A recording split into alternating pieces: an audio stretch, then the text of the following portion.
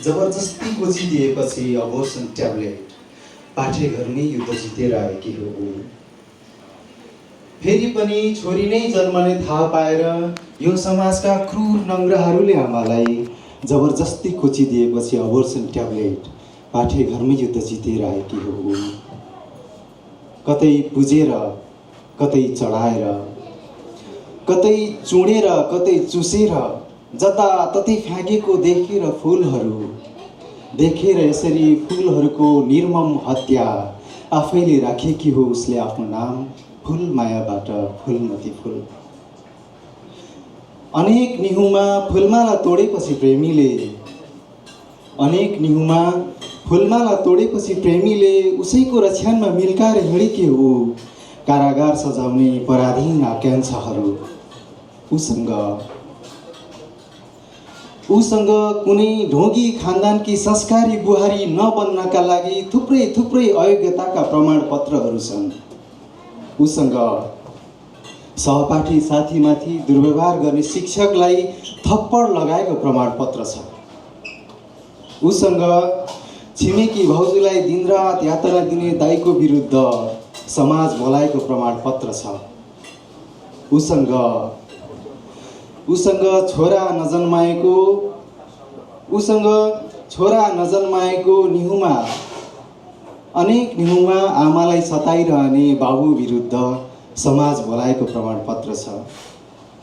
उसँग बलात्कार गरेर मारिएका कैयौँ निर्मला पन्तहरूको न्यायको खातिर जुलुसमा हिँडेको प्रमाणपत्र छ।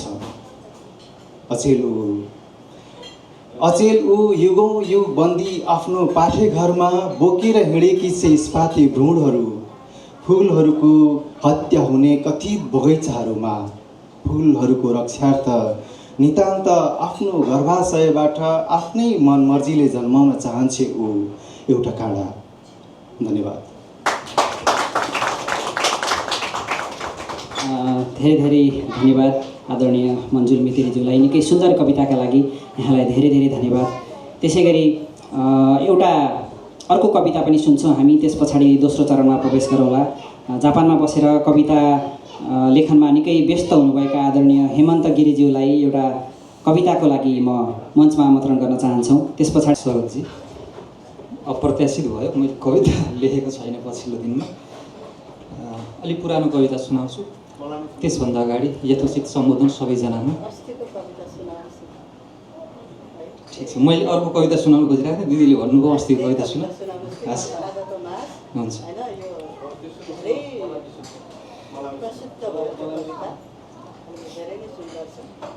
हस्, उपस्थित सम्पूर्णमा मेरो अभिवादन र दिदीलाई जापानमा स्वागत छ। र आज लोकार्पण भएको कथाकार सुजन बैरागीजीको कथाको लागि उहाँलाई पनि बधाई तथा शुभकामना। मलामी कविता मेरो आवाजमा वाचन गर्दैछु। यति बेला म मरेको छु, यति बेला म मरेको छु, मेरो लास बोकिरहेको मानिस मेरै 13 दिने दाजुभाइ हो, जो मसँग 13 वर्ष बोलेन। अर्को छ मेरो लास बोक्न पालो पुरिरहेको, ऊ घर जोडिएको छिमेकी हो, जसको मन मसँग जोडिन कहिल्यै मानेन। पछाडि छन् मलाई जलाउने विधिबारे छलफल गरिरहेका आफन्तहरू, जसले मलाई चलाउने विधिबारे कहिल्यै छलफल गरेनन्। धेरै छन् यो मलामीको भिडमा जो मौन छन्, धेरै छन् यो मलामीको भिडमा जो मौन छन्। कसैले चलन निभाइरहेका छन्, कसैले जलन निभाइरहेका छन्। कतिले मलामी आउन पाइन भन्ने सन्देश पठाएका छन्। ती तिनै हुन् जो जिउँदो हुन्जेल आउन नै चाहेनन्। म सोचिरहेछु लास बनेपछि यति प्यारो हुने मानिस सास हुन्जेल किन प्यारो नहुने होला। ऊ हस्याङ फस्याङ गर्दै कोही आइपुग्यो, अन्तिम पटक मेरो मुख हेर्न भनी सायद त्यो मेरो छोरो हो, जसले तेरो मुख कहिल्यै हेर्दिन भनी घर छोडेको थियो। लासले ठुलो कुरो गर्यो नभन्नु होला है, बाजुन्जेल त कहाँ बोल्न सकिँदो रहेछ र बेबारिसे मरिन्छ कि भन्ने डरले पनि। मरियो हजुर शानदार मरियो, मरियो हजुर शानदार मरियो, बाँचुन्जेल जसरी बाँचे पनि। खोइ त हजुरको फुलबुट्टे श्रद्धाञ्जली छुट्नु होला नि फेरि। धन्यवाद।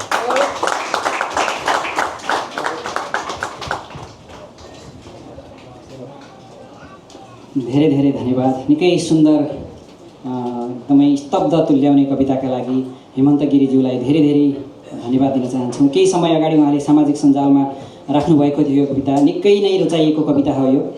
यसका लागि र आगामी कविता यात्राको लागि धेरै धेरै शुभकामना छ। हामीले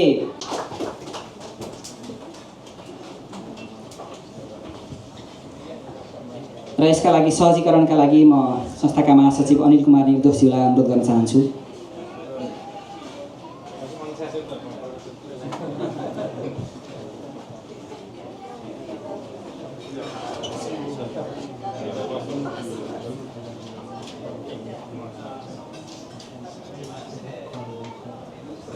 त्यसै गरी उपाध्यक्ष एनआरएनए उपाध्यक्ष विनोद खनाल पनि हुनुहुन्छ। म उहाँलाई पनि अगाडि आइदिनु हुनको लागि हार्दिक अनुरोध गर्न चाहन्छु।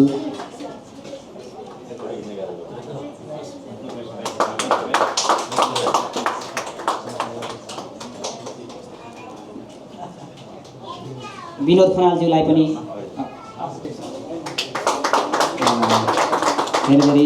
धेरै धेरै धन्यवाद छ। यहाँहरूको सफल कार्यकालको शुभकामना व्यक्त गर्दछौँ। अतिथिहरूलाई सम्पूर्णलाई धेरै धेरै धन्यवाद दिन चाहन्छौँ र त्यसै गरी आफ्ना केही शब्दहरू राखिदिनु हुनको लागि म एनआरएनए जापानका अध्यक्ष आदरणीय श्री सुभाष लामिछानेज्यूलाई हार्दिक अनुरोध गर्न चाहन्छु।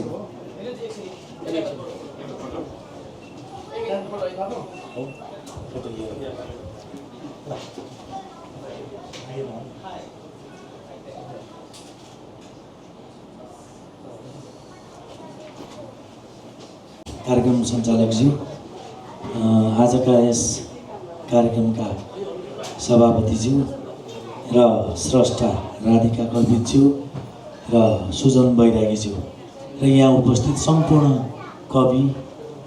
कविज्यूहरू र सामाजिक व्यक्तित्वहरू सम्पूर्णलाई म सुभाष लामिछानेको तर्फबाट र एनआरएनए जापानको तर्फबाट हार्दिक नमस्कार टक्राउन चाहन्छु। र सर्वप्रथम त अनेसास जापानलाई, हामीलाई एनआरएनए जापानलाई यो ठाउँ दिनुभएकोमा धन्यवाद पनि दिन चाहन्छौँ। र यसलाई हामीले कसरी बुझ्छौँ भने तपाईँहरूले दिएको यो हाम्रो लागि दबाब हो। भोलि काम गर्नको लागि दबाब दिइरहनु भएको छ, त्यही दबाबमा बसेर हामी भोलि काम गर्नेछौँ भन्ने पनि तपाईँहरूलाई प्रश्न पार्न चाहन्छु। र आगामी दिनमा अनेसास जापानसँग धेरै कुरामा सहकार्य गर्ने इच्छा छ। तपाईँहरूका कार्यक्रम धेरै जापानवासी नेपालीको लागि उपयुक्त कार्यक्रमहरू गर्नुभएको छ। सायद म अनेसासको कार्यक्रममा कमै छुटाएको छु होला, धेरै जसो म उपस्थित भइरहेको छु। मलाई पनि कथा, कविता, मुक्तकहरू अत्याधिक मनपर्ने हुनाले र आगामी दिनमा यस्तै यस्तै तपाईँहरूका कार्यक्रमको अपेक्षा, कार्यक्रम सँगै गर्ने, हामीसँग सहकार्य गरेर अगाडि बढ्ने प्रतिबद्धता पनि जनाउँदै र राधिका कल्पितज्यूलाई उहाँको जापान बसाइ सुखद रहोस् भन्ने शुभकामना दिँदै र 2-4 शब्द टुङ्गाउन चाहन्छु। हस्, धेरै धेरै धन्यवाद। अब हामी दोस्रो चरणको लागि मैले विनिसा सापकोटा म्यामलाई चाहिँ अनुरोध गर्न चाहन्छु।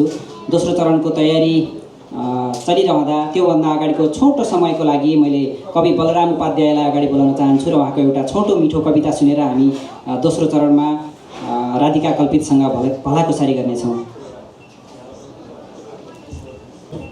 नेपाली साहित्यको अत्यन्त गहन नलेज छ उहाँसँग। धन्यवाद। अनेसासको यो आयोजनामा 76औं नियमित साहित्य श्रृङ्खलामा यहाँहरू सम्पूर्णलाई नमन गर्दै म धेरै भूमिका नबाँधेर एउटा कविता वाचन गर्ने अनुमति चाहन्छु। कविताको शीर्षक रहेको छ प्रिय मान्छे। प्रिय मान्छे, मेरो स्मृतिबाट पर पुग्न नपाउँदै पुनः तिम्रा यादहरू निसङ्कोच मेरा मगजका हरेक खोजहरूमा निरङ्कुश शासन जमाउन थाल्छन्, विस्तारवादको अभियान चलाउन थाल्छन् र मेरा सपनाहरूमाथि एकोहोरो सङ्कटकालको घोषणा गर्दछन्। इसारामा निदाउन हुकुमत लागू हुन्छ, यो कस्तो स्मृति! मदिराको नसाभन्दा भयानक, 1000 माइल यात्रापछिको पीडादायक थकान जस्तो, शिशिरको चिसो सिरेटो जस्तो, यो कस्तो सम्झना! तिम्रो अभावमा म चेल सती वियोगमा विक्षिप्त महादेव जस्तै भएको छु। कालकुट विषको नसाभन्दा भयानक तिम्रा यादहरू स्मृतिमा लिएर म लडेको छु, ढलेको छु, विक्षिप्त भएको छु। म अचेल आफ्नै सपनाको मलामी जान्छु र तिम्रो वियोगमा ढलेको आफ्नै लासमाथि आगो लगाउँछु। एक दिन म पनि यही महाशून्यमा बिलाउने छु र कतै तारामण्डलमा ध्रुव तारा बनेर तिमीलाई हेरिरहेको हुनेछु, हर पल मेरो स्मृतिमा आउने ए प्रिय मान्छे। हवस्, धन्यवाद। धेरै धेरै धन्यवाद कवि बलराम उपाध्यायज्यूलाई। यो पहिलो चरणको पुग्छु भन्दा भन्दै ठाम छुटेको छ, पुग्छु भन्दा भन्दै ठाम छुटेको छ, भेट्छु भन्दा भन्दै नाम छुटेको छ। पुग्छु भन्दा भन्दै ठाम छुटेको छ, भेट्छु भन्दा भन्दै नाम छुटेको छ। आफैलाई गन्न पनि अर्कैले सम्झाइदिनु पर्ने, आफ्नै जिन्दगीले खुलेआम लुटेको छ। नमस्कार सम्पूर्णमा। सरोजीलाई धेरै धेरै धन्यवाद र अनिसा सापन च्याप्टरलाई हृदयदेखि नै आभार। सर्वप्रथम यो एकदमै गौरवपूर्ण अवसरमा चाहिँ मलाई एउटा जिम्मेवारी दिनुभएकोमा। मैले भर्खरै वाचन गरेको मुक्तक मेरो आफ्नो होइन, जुन स्रष्टालाई आज हामी सुन्न जाँदैछौँ उहाँको हो। एकचोटि उहाँको यो सृजना, यो मुक्तकको लागि ताली बजाइदिनु होला सबैजनाले। राधिका कल्पित स्रष्टा हुनुहुन्छ, सबैजनाको लागि स्रष्टा हुनुहुन्छ, मेरो लागि चाहिँ मेरो गुरु पनि हुनुहुन्छ। उहाँले चाहिँ मलाई साहित्यमा कलम चलाउन सिकाउनु भयो, मलाई डोर्याउनु भयो र कविता कथाको बिम्ब प्रतिबिम्ब यी कुराहरू मैले जानेकी थिइनँ। त्यो सबै मलाई सिकाउने भएको भएर उहाँ मेरो लागि स्रष्टा मात्र नभएर एउटा गुरु पात्र पनि हुनुहुन्छ र एउटा गुरुको अगाडि एउटा शिष्य उभिन पाउनु र उहाँसँगै एउटै माइक्रोफोन सेयर गरेर बोल्न पाउनु मेरो लागि चाहिँ आज एकदमै गौरवको कुरा छ र यो अवसरको लागि पनि म हृदयदेखि नै सम्पूर्णमा आभार व्यक्त गर्दछु। अब चाहिँ हामी कल्पितसँग कथा र कविताका कुरामा अगाडि बढ्दछौँ र यो चाहिँ हामीले अलिकति अन्तर्क्रियात्मक गरौँ। कविता सुनिन्छ, कथाहरू हामीले सुनिरहेकै छौँ। राधिका कल्पित एउटा यस्तो व्यक्तित्व हुनुहुन्छ आजको हाम्रो जेनेरेसनको लागि, हामीभन्दा अगाडिको जेनेरेसनको लागि र हामीभन्दा पछि आउने जेनेरेसनको लागि पनि उहाँ चिरपरिचित हुनुहुन्छ। उहाँका चाहिँ अझै धेरै कुरा सुनौँ, केही प्रश्नहरू हाम्रा पनि सोधौँ, उहाँका पनि कुरा सुनौँ भनेर चाहिँ हामीले अन्तर्क्रियात्मक कार्यक्रम गरौँ भनेर राखेका छौँ। र यो अन्तर्क्रियात्मक कार्यक्रमको लागि चाहिँ वक्ताको रूपमा चाहिँ म बोलाउन चाहन्छु अनिसा सापन च्याप्टरका उपाध्यक्ष शरद पोखरेलज्यूलाई। उहाँ चाहिँ नेपालको दाङमा जन्मिएर हाल जापानको नागोयामा बसेर कर्म गर्दै आइरहनु भएको छ। उहाँ हामी सबै माझ परिचित हुनुहुन्छ अभियसली। उहाँको कृति मरुभूमिमा डुङ्गा चाहिँ 2079 सालमा प्रकाशित भइसकेको कृति हो र विभिन्न पुरस्कार र सम्मानहरूबाट उहाँ सम्मानित पनि हुनुभएको छ र प्रवासमा रहेर पनि उहाँ निरन्तर कलम चलाइरहनु भएको छ। एकपटक सबैजनाले शरदजीको लागि जोरदार ताली बजाइदिनु होला। अब राधिका कल्पितको बारेमा मैले धेरै भने भनेदेखि सायद शब्दहरू कम पर्छन् होला। उहाँका दुईवटा कृतिहरू प्रकाशित छन्। दुवै कृतिहरू मेरो हातमा छ। बरफका कोइला भनेर उहाँले कविता सङ्ग्रह प्रकाशित गर्नुभयो, जुन एकदमै धेरै डिमान्डमा भएको कविता सङ्ग्रह हो र सँगै अहिले उहाँको यसै साल निस्किएको सम्मोहन कथा सङ्ग्रहले पनि छोटो समयमा नै धेरैभन्दा धेरै पाठकहरूको मन जितिरहेको छ र हामी जस्ता पढ्न मन पराउने, पढ्न रुचि राख्ने व्यक्तिहरूको लागि चाहिँ उहाँको दुवै कृतिहरू एकदमै सशक्त छन्। उहाँ आफै एक सशक्त व्यक्तित्व हुनुहुन्छ। त्यसैले धेरै मैले उहाँको बारेमा भूमिका नबाँधिकन म फेरि पनि उहाँलाई चाहिँ स्रष्टाको रूपमा चाहिँ यो अन्तर्क्रियात्मक कार्यक्रममा स्वागत गर्न चाहन्छु र सबैजनाले जोरदार ताली बजाइदिनु हुन अनुरोध गर्दछु।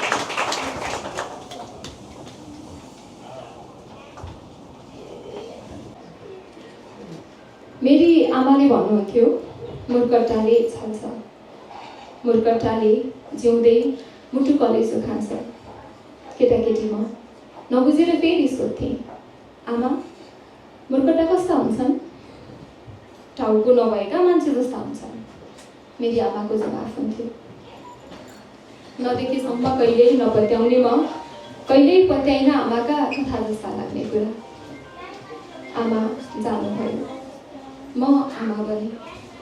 म फेरि छोरीलाई कथा जस्तै लाग्ने यथार्थ दोहोऱ्याउँछु। छोरी मूर्खतादेखि सावधान रहनु। नादान मेरी छोरी मै जस्तो गरी सोचे। आमा मूर्खता कस्ता हुन्छन्? छोरी मूर्खताहरू पिठ्युमा आँखा, छातीमा कान, मुखमा मलद्वार र दिमागमा लिङ्ग भएका हेर्दा मान्छे जस्तै देखिने हुन्छन्। एक दिन ड्युटीबाट फर्केपछि मेरी डाक्टर छोरी भन्छे, पोस्टमार्टमका लागि आएका मूर्खताले छलेका बालिकाहरूको विच्छेद शरीर देखेर मन विक्षिप्त छ। मलाई बिहे गर्न कर नगर्नुहोस् आमा, मलाई डर लागिरहेछ। कतै मेरो कोखबाट पनि मूर्खता जन्मियो भने। अनि र अहिले चाहिँ जति पनि कविता प्रेमी कथा प्रेमी व्यक्तित्वहरू हुनुहुन्छ, उहाँहरूबाट चाहिँ अझ कविता प्रेमी विशेष व्यक्तित्वहरूबाट चाहिँ एउटा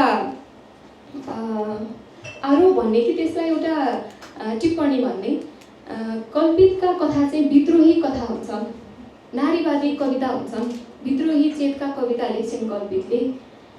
र मैले भर्खरै वाचन गरेको आमाका कथा जस्ता कविताहरूबाट चाहिँ पुरुष सत्तामाथि चाहिँ निकै ठुलो प्रहार भइरहन्छ भनेर धेरैले भन्ने गरेको सुनिन्छ। आमाका कथा जस्ता कविता प्रेमिल कविता पक्कै होइन। उहाँका प्रेमिल कविता अरू थुप्रैहरू पनि छन्, तर प्रेमिल कविता रुचाइन्छन् पनि धेरै। धेरै मान्छेले प्रेमिलै कविता मन पराउँछन्, श्रृङ्गार रस धेरै प्रचलित छ। र पनि यस्ता विद्रोही कविता चाहिँ नारीहरूले किन लेखिरहनु परेको होला? धन्यवाद प्रश्नको लागि। अवश्य पनि कल्पितका कविताहरू विद्रोही स्वभावका छन् र कथा पनि त्यस्तै छन्। कविता सँगसँगै कथा पनि विद्रोही चेतनाका छन् र नारी चेतनालाई उजागर गर्ने खालका कथाहरू छन्।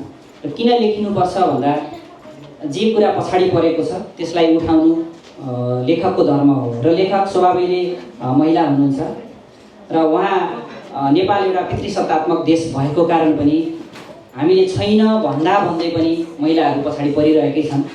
हामीले गरिराखेका छैनौँ भन्दा भन्दै पनि हामीबाटै पनि अन्जानमै पनि हामीले पनि आफ्नो परिवारमा आमा दिदी बहिनी श्रीमतीलाई पनि हामीले त्यो पितृसत्ताको एउटा आक्रोश, त्यो पितृसत्ताको स्वार्थ हामी अनुकूल प्रयोग गरेर हामीले नजानेरै भए पनि त्यो प्रयोग गरिराखेका छौँ। त्यो पढाइ लेखेका मान्छेले शिक्षितले पनि होइन मेरो घरमा त राम्रो छ भन्दा भन्दै पनि त्यहाँ चाहिँ महिलामाथि अत्याचार दमन थिचोमिचो भइराखेकै हुन्छ। लेखक स्वयं शिक्षित परिवारको हुनुहुन्छ, उहाँमा त्यो चेतना छ हामी पछाडि परिराखेका छौँ, हामीलाई दबाइएको छ भन्ने चेतना छ। त्यो भावनाले उहाँले अरूको बाटो हेर्नुपर्ने कुरै छैन। उहाँमा त्यो चेतना छ, त्यो चेतना आफैले उजागर गर्ने हो, त्यो आक्रोश आफैले पोख्ने हो। पुरुषले लेखिदिएला अथवा अरूले लेखिदिएलान् भन्यो भने त पुरुषले त पाए त दबाउने नै भयो होइन। त्यो भावनाले उहाँले जे गरिराख्नु भएको छ एकदमै ठिक गरिराख्नु भएको छ। यो आरोप होइन, यो सत्य नै हो। लेख्नु नै पर्छ, पुरुषले साथ दिने हो। लेख्न सक्ने बोल्न सक्ने पुरुषहरूले साथ दिने हो र लेख्न सक्ने महिलाहरूले लेखिराख्नु भएको छ। राधिका दिदी चाहिँ यो धारमा चाहिँ एकदमै मुखरित हुनुभएको छ। उहाँका कथा कविता एकदमै नारीवादी छन्। महिलाहरू निकै थिचोमिचोमा परेका छन् भन्ने नै हो। र थिचोमिचोमा परेर त्यसको व्याख्या मात्रै होइन कि त्यसको समाधानका उपायहरू पनि। समाधानको उपाय भनेको आवाज उठाउनु हो, विरोध गर्नु हो, विद्रोह गर्नु हो। त्यो उहाँको कवितामा छ। सहमत छु। र सँगै मैले दिदीलाई पनि प्रश्न गर्न चाहे, राधिकाजीलाई पनि, कि विद्रोही कविताहरू लेखिरहँदाखेरि धेरैजनाले तारिफ पनि पक्कै गर्नुहुन्छ। तपाईँलाई चाहिँ अप्रिसिएसन धेरै पाउनु भएको छ कि अपोजस? किन यस्तो लेखा होइन? तिमीले त अरू कुराहरू लेख्यो भनेदेखि पनि त चल्छ होला नि, किन नारीवादी नै लेखिरहनुपर्छ त? किन तिम्रा कृतिहरूमा नारीवादी चेतनाहरू नै धेरै छन् त भन्ने खालको कतिको सुन्नु भएको छ हजुरले? धन्यवाद दिनेशा बहिनी। सर्वप्रथम यहाँ उपस्थित सम्पूर्णमा नमस्कार। हामी केही बेर बोल्नेछौँ, धैर्य गरेर सुनिदिनु होला। पहिलो प्रश्न फ्लोरमा आइसकेको छ र विनिशाजीको प्रश्नमा गएँ। म स्वभावैले सानैदेखि निकै कोमल थिएँ। एकदमै अरू साथीहरूले हातमा गुलेरी लिएर हिँड्दाखेरि चरा भुइँमा खस्यो भने अरू खुसीले चिच्चाउँथे भने मैले आँसु बगाउँथेँ।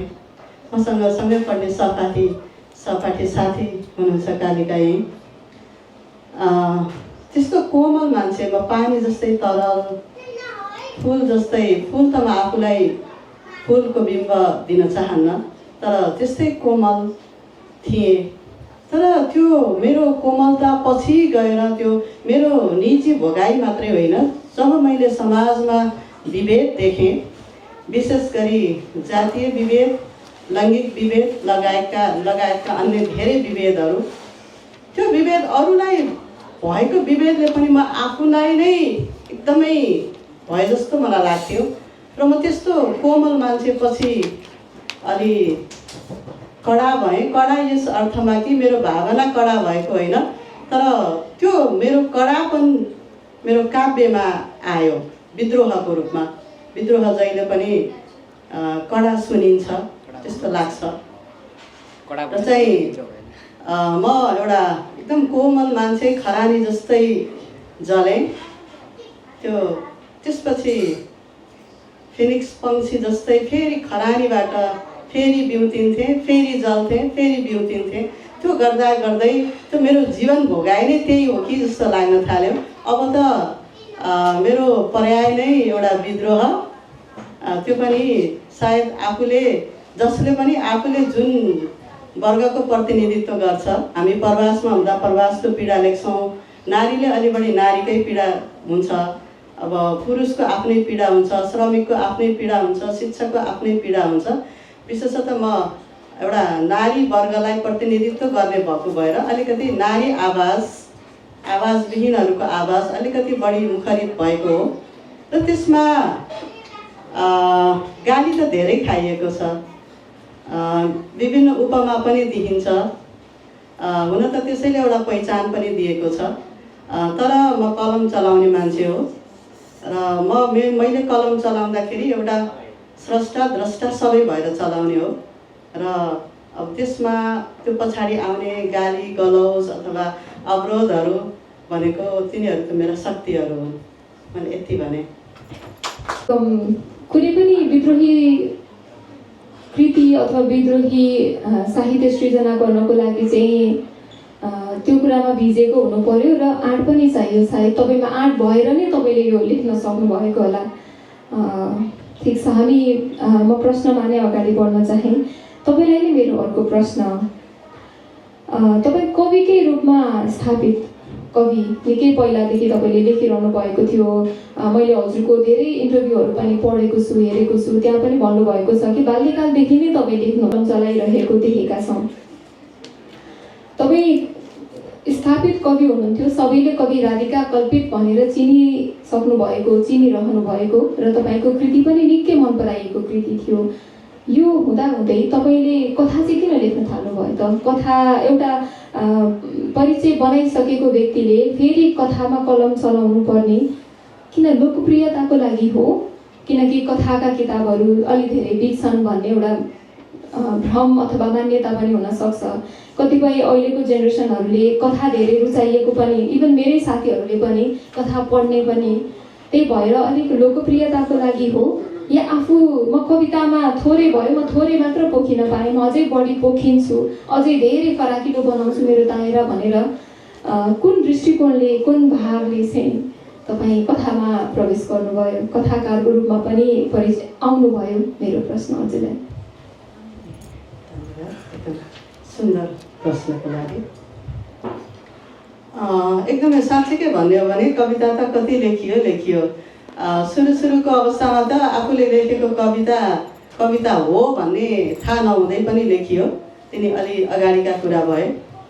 र वास्तवमा कविता म एकदमै कविता प्रेमी नै हुँ, कवितामै रमाउने मान्छे हो। अहिले पनि मलाई कथाकार भनेको भन्दा मलाई कवि नै सम्बोधन गरेको मनपर्छ। तर अब एउटा कुरा के भयो भने अब यत्रो 3.5 दशक भयो मैले कविता लेख्न थालेको, किनभने मैले 9 वर्षको उमेरबाट कविता लेखेँ। तर त्यो मेरो कविता सीमित, जो अलिकति काव्य प्रेमी छ, जो कवि हुनुहुन्छ, जोसँग एउटा कविता चेत छ, त्यो वर्गमा मात्रै कविता पुग्यो। तर कथा चाहिँ अझ त्योभन्दा बाहिरको वर्ग, जो वर्गको आवाज मैले मेरा कथा मार्फत चाहिँ ल्याउन चाहन्थेँ, त्यो वर्गले पनि, आफैले पढ्नेले पनि अथवा अर्काले सुनाइदिएको भरमा पनि केही परिवर्तन होस् भन्ने मेरो अलिकति त्यो लोभ पनि होला।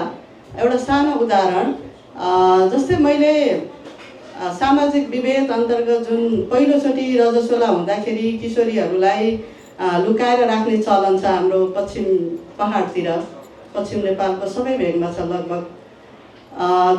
केही सन्दर्भमा मैले बिटुलो जुन भनेर कविता लेखेँ। खासै त्यो कविताले काव्य प्रेमीलाई, कविता प्रेमीलाई त्यो कविताले पनि छुन्छ, तर त्यसले समाजको सामान्य भुइँ मान्छेहरूले त्यति त्यो कवितालाई बुझ्नु भएन। तर यो सम्मोहन कथामा मैले एउटा परीक्षण भन्ने कथा लेखेको छु र यो सम्मोहन चाहिँ हाम्रै पहाडतिर, हाम्रै बागलुङै भनौँ मा गएर अस्ति पनि मलाई 3-4 जनाले फोन गरेर भन्नुभयो। के भन्नुभयो भने कस्तो अन्याय गरिएछ हामीले त छोरीहरूलाई। मैले ठुली छोरीलाई त लुकाएँ, 11 दिन नै लुकाएँ।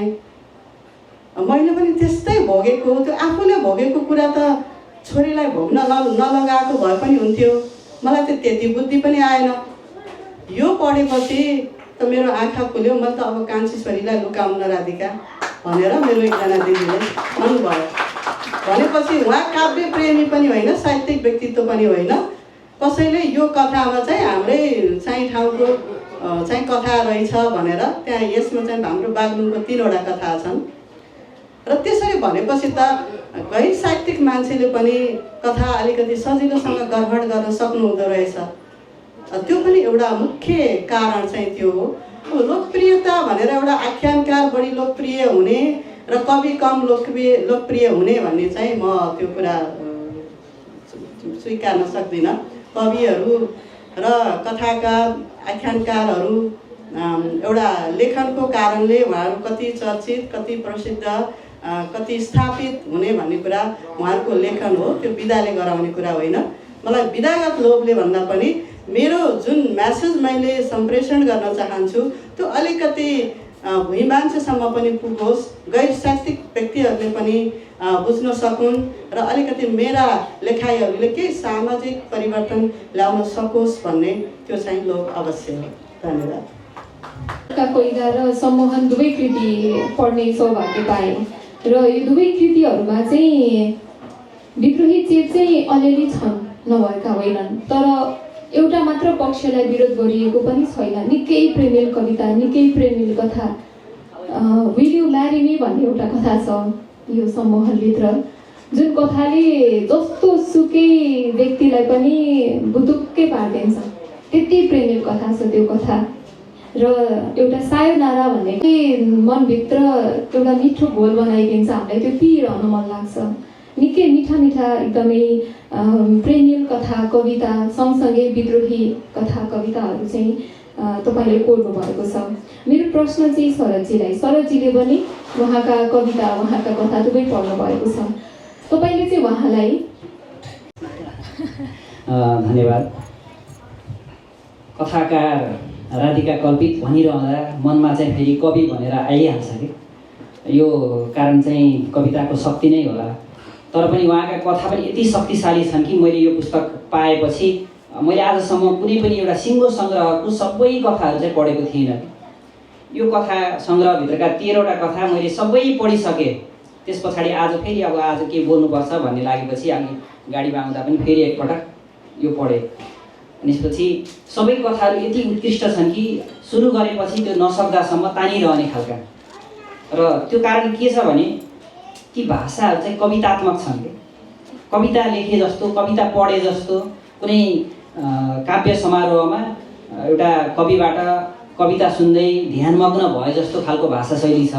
त्यो भावनाले उहाँ मूलत कवि नै हो, किनभने त्यो फ्लेभर त्यो स्वाद चाहिँ कथामा पनि आउँछ। र फेरि हरेक कथाभित्र कविता छ र कविताभित्र पनि कथा छ होइन। जस्तो अघि हामीले हेमन्त दाईको एउटा कविता सुन्यौँ, त्यो कविताभित्र एउटा कथा छ कि एउटा मलामी मरिसकेको मान्छेले आफ्नो चाहिँ कथा भनिराखेको छ। त्यो हिसाबले कथा र कविता चाहिँ अन्तर्गत एक अर्कामा चाहिँ सम्बन्धित नै छन्। तर आत्मा, मुख्य आत्मा चाहिँ कथाको पनि आत्मा चाहिँ कविता नै हो भन्ने लाग्छ।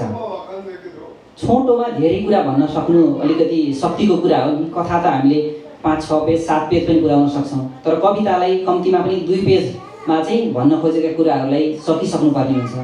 एउटा उहाँको एउटा सुन्दर कविता मलाई पुरा चाहिँ याद छैन, त्यसको भाव चाहिँ याद छ कि उहाँले त्यो सङ्ग्रहमा सायद छैन होला।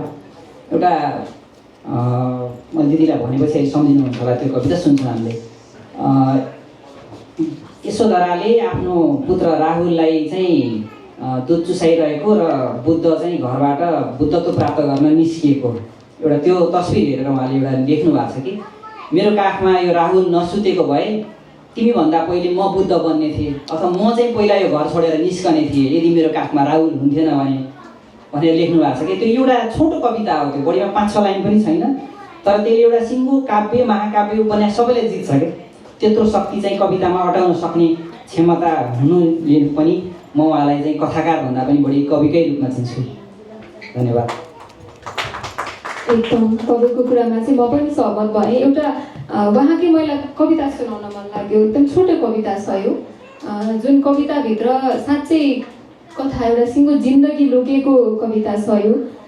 प्रणयको पहिलो प्रहर भन्ने कविता निकै प्रेमिल छ, तर त्यो प्रेमभित्र पनि निकै सुन्दर एउटा सन्देश छ जस्तो लाग्छ, विद्रोह छ जस्तो लाग्छ। तिमीले घुम्टो खोल भन्यौ, घुम्टो खोलेर सिरानीमा राखेँ। तिमीले गहना खोल भन्यौ, गहना खोलेर अलमारीमा राखेँ। तिमीले आँखा खोल भन्यौ, आँखा खोलेर तिम्रा आँखै माथि राखेँ। तिमीले फेरि ओठ खोल भन्यौ, राख्ने ठाउँ कतै भेटिन, तिम्रो ओठमाथि राखेँ। भन्न त तिमीले अरू के पनि भनिरहेथ्यौ, मैले नबुझ्ने भाषामा।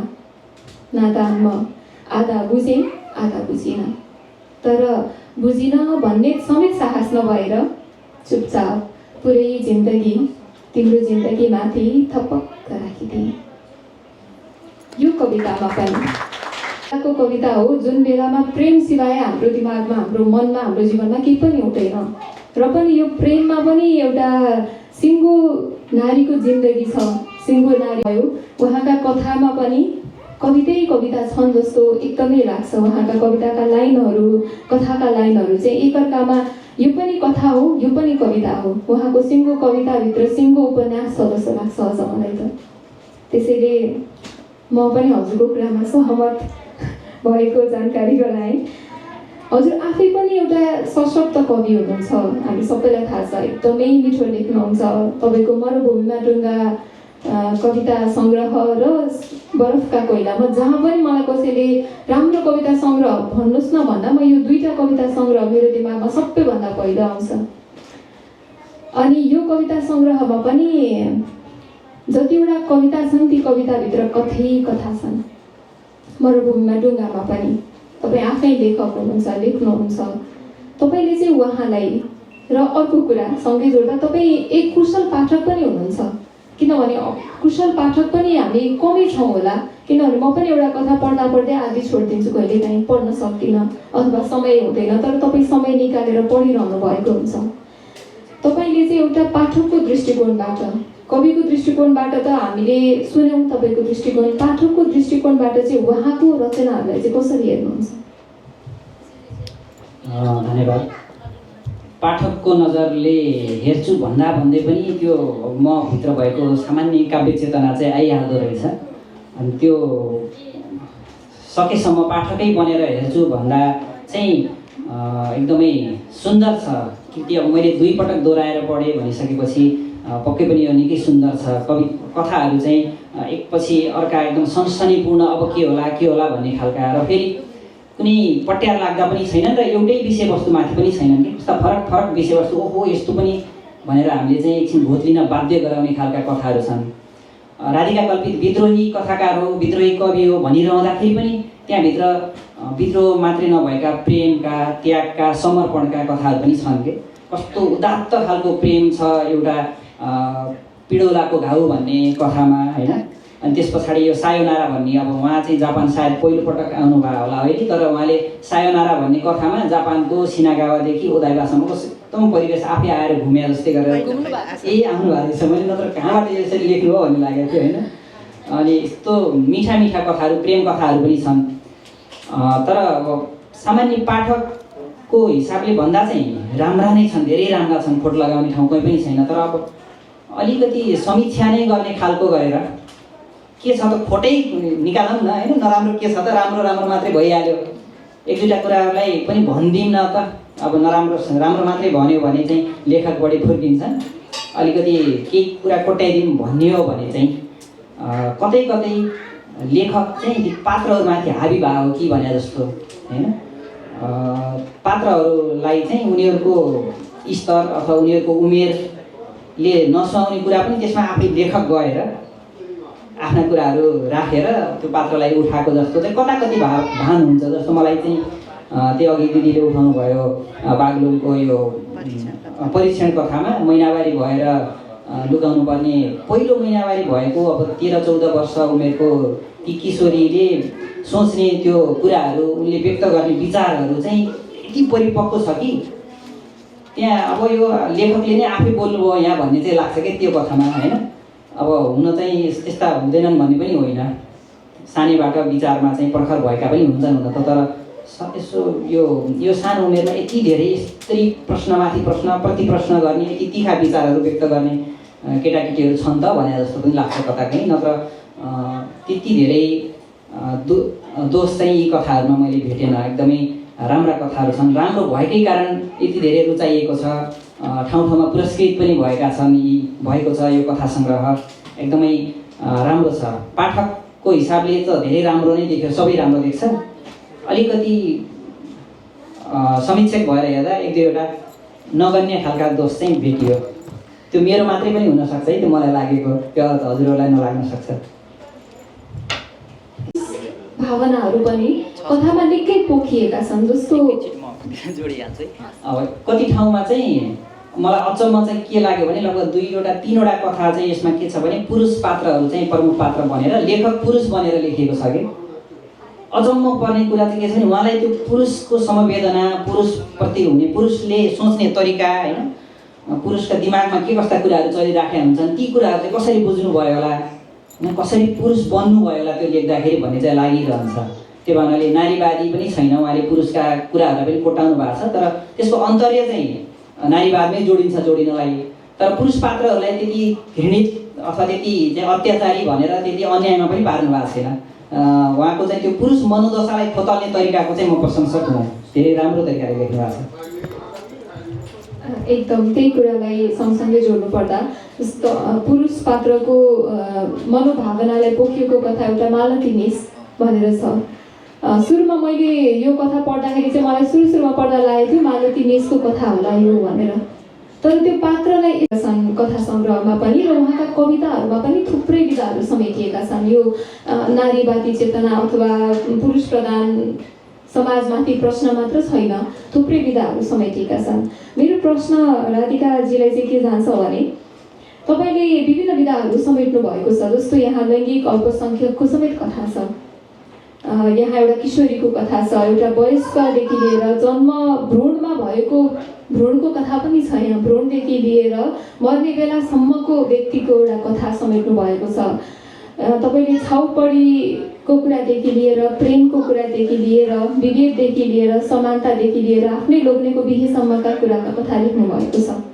तपाईँले चाहिँ कति विधाहरू कति विषयवस्तुहरूलाई चाहिँ समेटे होला र तपाईँ देश विदेश भ्रमण पनि गरिरहनु भएको छ र अझै के कति कुराहरू चाहिँ समेट्न बाँकी छन् जस्तो लाग्छ तपाईँलाई? थ्याङ्क यू, राम्रो प्रश्न हो यो। म आफैलाई बारम्बार सोधिरहने प्रश्न हो यो। तपाईँले सोध्नुभयो, धन्यवाद। किनभने लेख्न थालेको 3 दशक भयो, तर समग्र नेपाली साहित्य र अब यो भनौँ न 80को दशकमा आइपुग्दाखेरि म कहाँ छु, मैले कति लेखेँ त भनेर आफैलाई मूल्याङ्कन गर्दा र आत्मआलोचना गरेर हेर्दा म एउटा बिन्दु पनि होइन। र अब सक्रिय लेखन जीवन कति बिताउन सकिएला भन्ने कुरा चाहिँ मैले सबैभन्दा पछिल्लो समयमा सबैभन्दा धेरै कुनै चिजमा म चिन्तित हुन्छु भने त्यो के हो भने अब मैले सक्रिय भएर कति समय लेख्न सकुला र मैले लेखेका मध्ये कतिपय कुरा आउँदा पिँढीलाई पनि पढ्न योग्य सिर्जना गर्न सकुला भन्ने नै मेरो चिन्ता हो। मैले कति लेखेँ भन्ने कुरा त्यो सङ्ख्याले कुनै अर्थ राख्दैन, त्यसको कुनै माने छैन। एउटा मात्रै सफल कविता लेख्न सकियो भने पनि पुग्छ, एउटा मात्रै सफल कथा लेख्न सकियो भने पनि पुग्छ। र त्यो हिसाबले हेर्दाखेरि यो त म पहिलो खुड्किलामै छु र समग्रलाई हेर्दा म एउटा बिन्दुमा छु। अब बल्ल मैले लेख्ने पहिलो पाइला चाल्दैछु भन्ने लाग्छ। यो चाहिँ एउटा स्टार्टअप मात्रै हो भन्ने लाग्छ मलाई। हामी तपाईँबाट चाहिँ धेरैभन्दा धेरै रचनाहरू पढ्न चाहन्छौँ, चाहे त्यो कथा होस्, कविता होस्, उपन्यास पनि हुन सक्ला भोलिको दिनमा। किनकि मलाई थाहा छ कि तपाईँ लेख्न थालेपछि ननस्टप लेखिरहनुहुन्छ र हामी तपाईँको कृतिहरू, तपाईँका यस्तै सम्मोहन, बरफका कोइला जस्ता कृतिहरू चाहिँ मलाई लाग्छ धेरै पाठकहरूले पढ्न चाहनुहुन्छ। लामो समयदेखि कलम चलाइरहनु भएको थियो र प्रवासमा आएर पनि विगत 10 वर्षदेखि प्रवासमा हुनुहुन्छ। प्रवासमा आएर पनि तपाईँ कलम चलाइरहनु भएको छ। आफ्नो ड्युटी, काम, समय सबै व्यवस्थापन गरेर, परिवार व्यवस्थापन गरिकन लेखिरहँदा, पढिरहँदा प्रवासमा बसेर कविता लेख्नु र नेपालमा बसेर कविता लेख्नुमा चाहिँ के छन् त? यहाँ कतिको समानता, के पीडाहरू होलान्, त्यो चाहिँ जान्न चाहे। कविता मात्रै नभएर साहित्यमा धन्यवाद। निकै महत्त्वपूर्ण प्रश्न हो यो। मैले यो मरुभूमिमा ढुङ्गा कविता सङ्ग्रह प्रकाशन गर्ने बेलामा चाहिँ अनुभव, नमिठो अनुभव, हुन त यो आफैमा मिठो राम्रो अनुभव हो, तर प्रकाशन गर्दाखेरि चाहिँ केही अनुभवहरू चाहिँ बटुल्न पुगे, जो कि म प्रवासमा हुनुको पीडा थियो कि त्यो। नेपालमा हुन्थ्यो भने केही सहज वातावरण बनाउन सकिन्थ्यो, हुन्थ्यो होइन। यहाँ प्रवासमा हुनुले चाहिँ त्यो धेरै कुराहरूलाई चाहिँ प्रकाशकदेखि ल्याएर त्यस पछाडि गर्ने वातावरण पनि आफू अनुकूल नहुँदो रहेछ। यो चाहिँ प्रवासमा हुनुको पीडा हो। र फेरि सबै कुराहरूको आफ्नै पक्ष र विपक्ष छन्, राम्रा कुरा पनि छन्, नराम्रा कुरा पनि छन्। प्रवासमा हुनुले एउटा हाम्रो लेखनको दायरा चाहिँ फराकिलो हुन्छ है। यो चाहिँ हो। कस्तो भने हाम्रो नेपालमा बसेर लेख्ने कविहरू, लेखकहरूले जे जति महसुस गर्नुभएको छ, भोग्नु भएको छ, ती कुराहरू हामीले भोगेर आइसकेका छौँ। हामीलाई नेपालका कुनै दुःख नयाँ छैनन्। हामी उकाली, ओह्राली, भन्ज्याङ, चौतारी अथवा सुख दुःख, जातीय विभेद, छुवाछुत, यी सबै हामीलाई थाहा छ, हामीले भोगिसकेका छौँ। र प्लस हामी अहिले जापानमा छौँ, यहाँको एउटा छुट्टै परिवेशमा छौँ। फेरि हामीसँग नेपालको अनुभव पनि छ। यहाँ आइसके पछाडि हामीसँग एउटा भियतनामी साथी भेट हुन्छ, हामीसँग अर्को चाइनिज भेट हुन्छ होइन, हामीसँग अर्को कुनै युरोपियन मान्छे भेट हुन्छ। तिनीहरूको अनुभव पनि हाम्रो हुन्छ।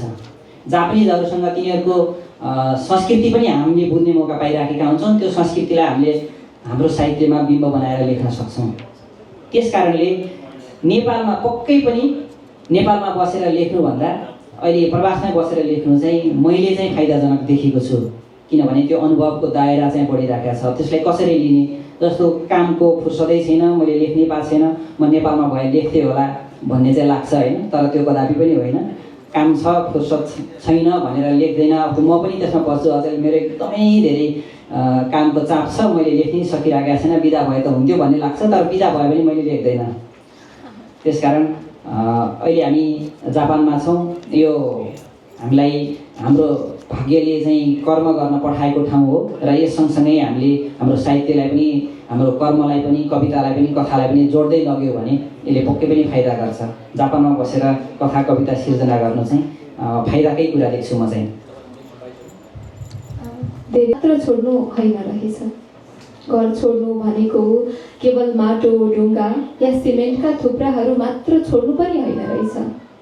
घर छोड्नु भनेको दलिन बतासी या धुरी खामो मात्र छोड्नु होइन रहेछ।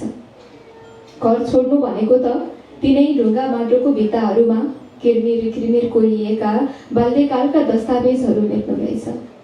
तिनै दलिन र बतासीमा लुकाइएका खुसीका गुलिया भेडी गोली मिठाई जस्तै यादहरू हराउनु रहेछ।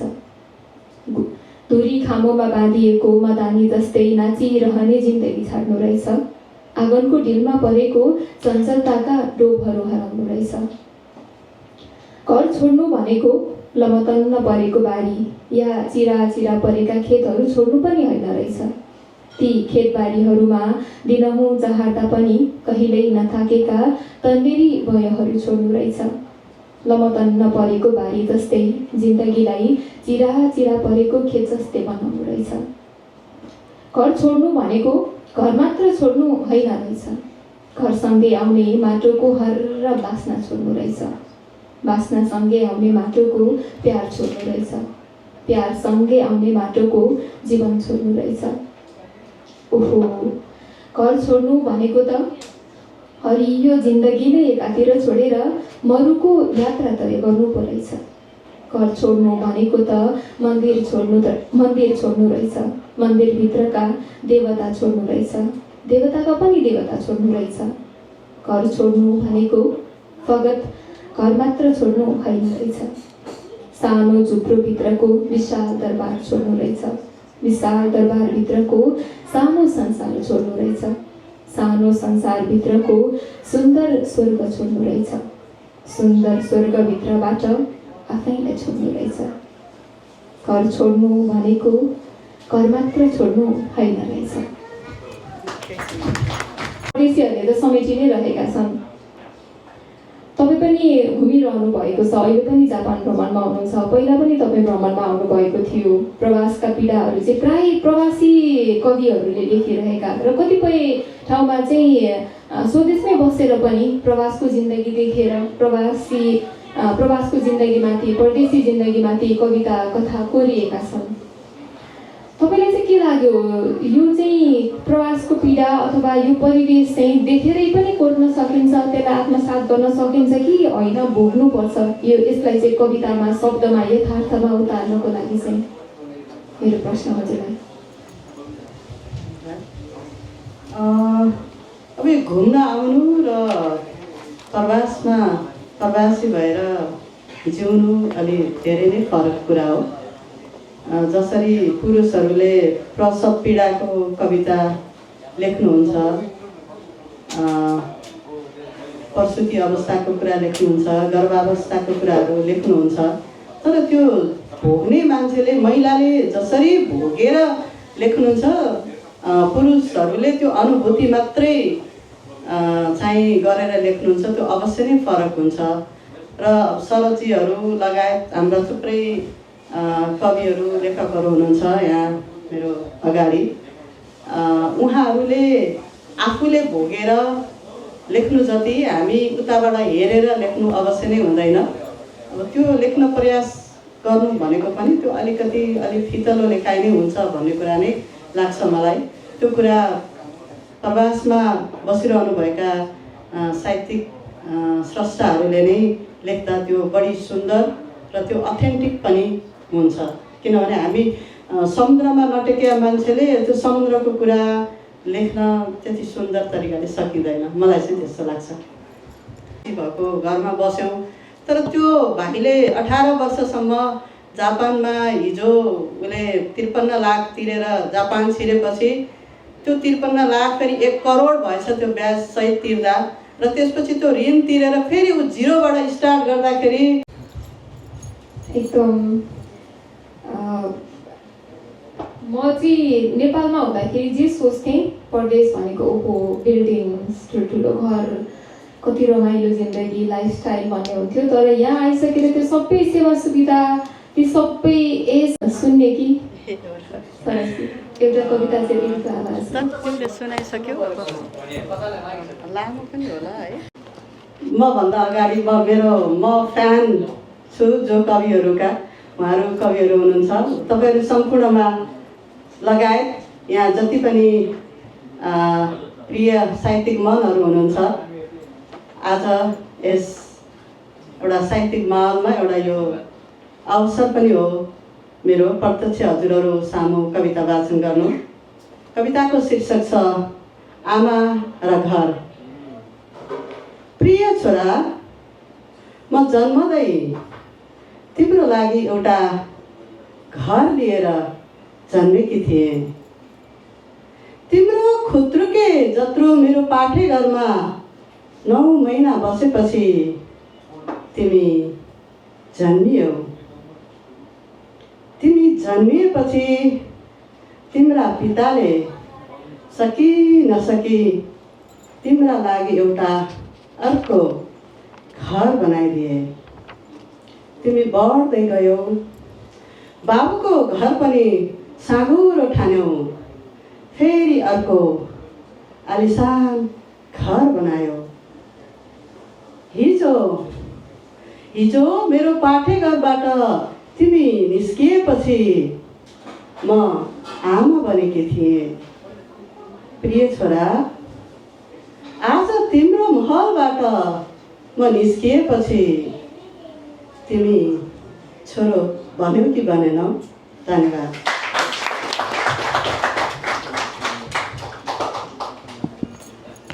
धेरै धेरै धन्यवाद। मैले आफ्नो कविता सङ्ग्रहको प्रावधानमा लेख्नु भएको एउटा वाक्य छ, म त्यो पढेर सुनाउन चाहे। आफ्नो दिल र दिमागमा चलिरहेको संवेदना र बौद्धिक आन्दोलनको रस्साकस्सीबाट जब एउटा कविताको जन्म लिन्छु, तब म आफूलाई बर्सातपछि छ्याङ्ग खुलेको आकाश, लामो प्रसव पीडाबाट गुज्रेर शिशुलाई जन्म दिएकी आमा जस्तै पाउँछु भन्नुभएको छ। यसर्थ हामीले अरू पनि कविहरूबाट एउटा कविता लेख्नको लागि चाहिँ उहाँहरूले एउटा मानसिक प्रसव भोग्नुहुन्छ भनेको त्यति धेरै पीडा हुन्छ, त्यति धेरै सङ्घर्ष एउटा कविता जन्माउन लाग्छ एउटा कविलाई। म आफै पनि कहिलेकाहीँ कलम चलाउँछु, मलाई एउटा कविताको सुरुवात र एन्डिङसम्म पुग्नलाई चाहिँ निकै लामो समय लाग्छ, म धेरै घोक्रिन्छु। तर अहिले चाहिँ हामीले एउटा सानो विवरण दिएको भरमा चाहिँ ChatGPT-ले 30 सेकेन्डभित्र एउटा कविताको जन्म गराइदिन्छ। यो चाहिँ मेरो दुवैजनालाई यो प्रश्न पालै पालो जवाब दिनु होला। यो चाहिँ हाम्रो लागि ChatGPT होला, कति व्यक्तिहरू चाहिँ ChatGPT-बाट धेरै ठाउँमा सहज पनि भएको होला शुद्धा शुद्धिको लागि, कति स्रष्टाहरूले युज गर्नुहुन्छ होला, म आफू पनि युज गर्छु शुद्धा शुद्धि, कति कुराहरूमा छिटो छरितोको लागि गरिन्छ होला। तर साँच्चै यसले हामीलाई फाइदा पुर्याइरहेको छ या एउटा सर्जक जो साँच्चै कविताको प्रसव पीडा भोगेर कविता जन्माउँछ त्यो सर्जकलाई यसले घाटा पुर्याइरहेको छ? सरलजीबाट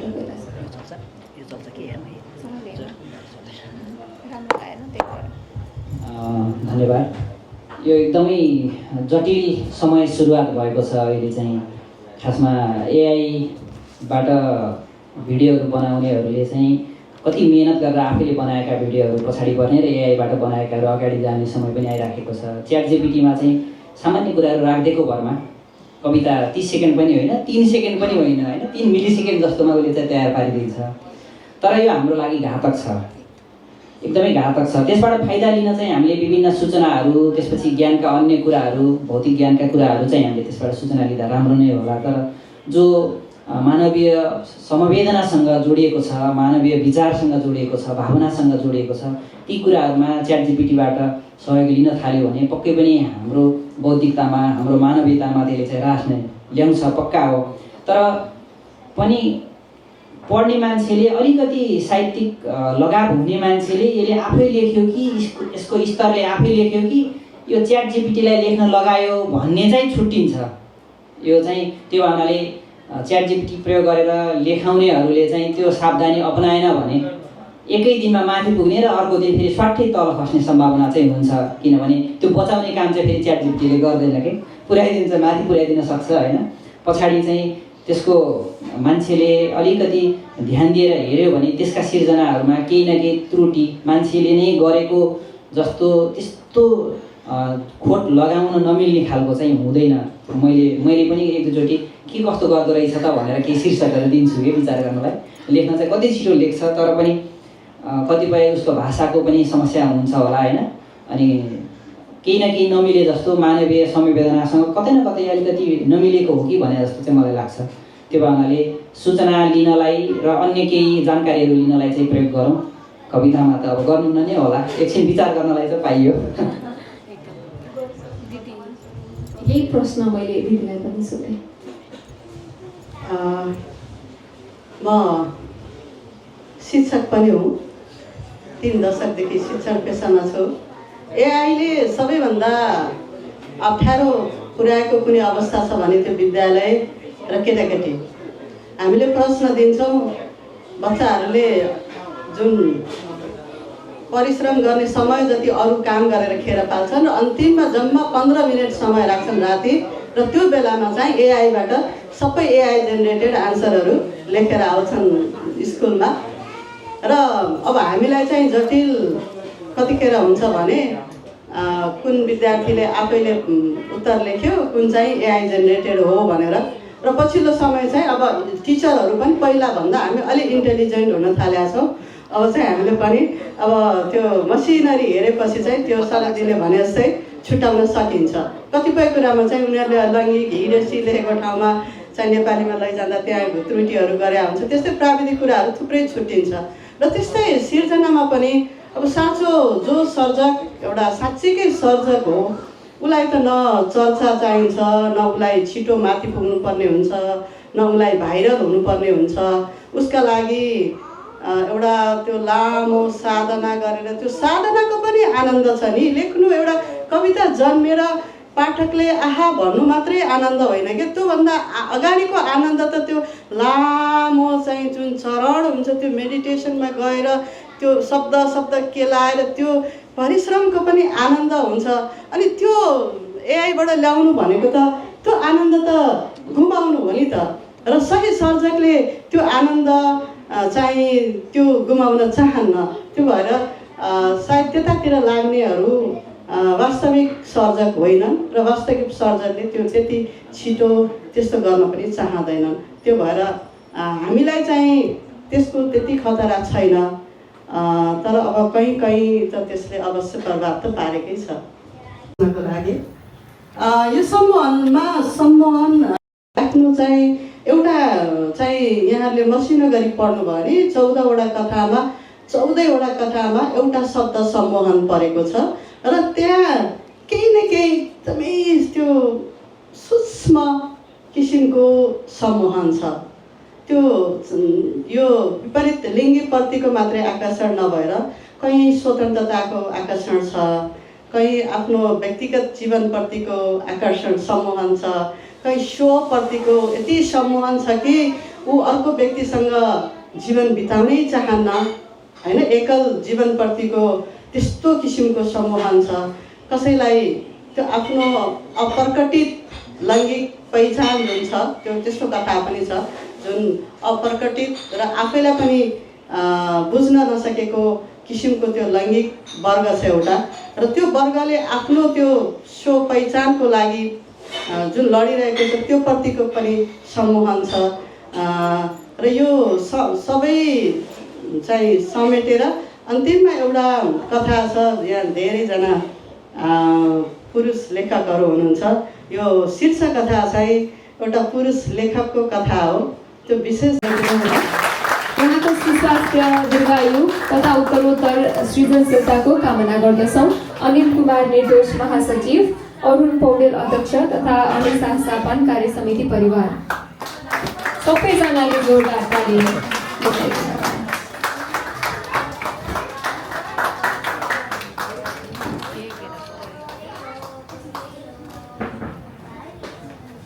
यसै सिलसिलामा चाहिँ अनि म चाहिँ अगाडि भिनाजु भन्छु, मैले चाहिँ उहाँलाई उहाँको श्रीमानलाई पनि अगाडि बस्न अनुरोध गरेँ। एकचोटि सबैजनाले ताली चाहिँ बजाउनु।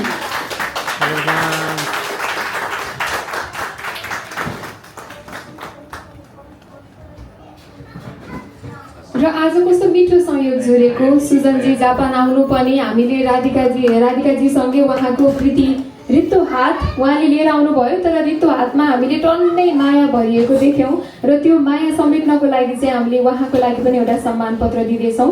अन्तर्राष्ट्रिय म यो ब्यौरा पनि पढेर सुनाउन चाहेँ। श्री सुजन बैरागीज्यू, अन्तर्राष्ट्रिय नेपाली साहित्य समाज अनुसार जापानको 76औं नियमित साहित्य श्रृङ्खलामा यहाँको नवीनतम कृति कथा सङ्ग्रह रित्तो हातको कर्मभूमि लोकार्पण गर्ने जिम्मेवारी प्रदान गरी नेपाली भाषा कला साहित्यको विकास विस्तार र प्रवर्धनमा टेवा पुर्याउने अवसर प्रदान गर्नुभएकोमा हार्दिक धन्यवाद व्यक्त गर्दछौँ। साथै प्रवासमा रहेर नेपाली भाषा तथा साहित्यको श्रीवृद्धिमा यहाँले पुर्याइरहनु भएको योगदानको उच्च कदर गर्दै ससम्मान यो प्रशंसा पत्र अर्पण गर्दछौँ। अनिल कुमार निर्दोष महासचिव, अरुण पौडेल अध्यक्ष तथा अनिसा सापान कार्य समिति परिवार। उहाँको श्रीमतीज्यू हाम्रो अनिसा सापान च्याप्टरको सहकोषाध्यक्ष हुनुहुन्छ। सबैजनाले जोरदार ताली बजाइदिनु होला।